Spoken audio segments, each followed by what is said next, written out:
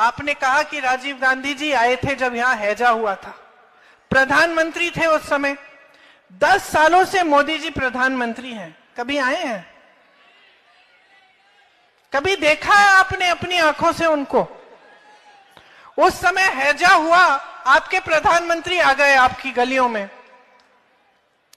देखिए, कोई खास बात नहीं है। मेरे पिताजी हैं, अच्छा लगता है सुनकर कि आए, लेकिन खास बात नहीं है, गलतफहमी में मत रहो। प्रधानमंत्री का फर्ज है कि वो आए। वही प्रधानमंत्री राजीव गांधी, मेरे पिता, मैंने देखा गांव में जाते थे, डांट खाते थे महिलाओं से कि हमारी सड़क नहीं बनाई है आपने, बना दो 6 महीने में, हमने आपको 2 बार कह दिया है। डांट खाते थे, चुप रहते थे। मैं बच्ची थी, मैं सोचती थी कि अरे पिताजी को डांट रही है ये, तो मैं पूछा एक बार कि आप तो डांट खा रहे हैं।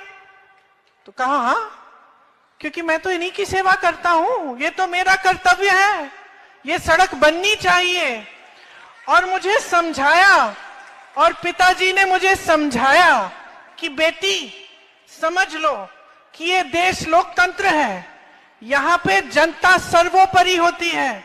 हमारा काम है, हमारा कर्तव्य है, हमारा फर्ज है कि हम जनता के लिए काम करें। अगर हम काम नहीं करेंगे तो अगर जनता हमें डांटेगी तो ये सबसे अच्छी बात है। इसका मतलब है कि जनता जागरूक है, इसका मतलब है कि जनता समझ रही है कि उसका हक क्या है, उसका अधिकार है। आज डांट के देखो मोदी जी को, जेल में डाल देंगे। अरे उनकी गाड़ी के सामने खड़े हो जाओगे तो जेल में डाल देंगे।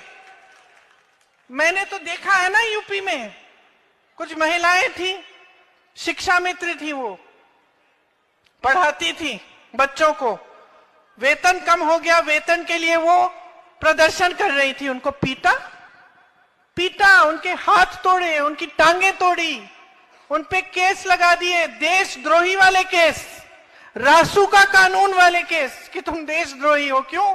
अपना हक मांग रही हो इसलिए।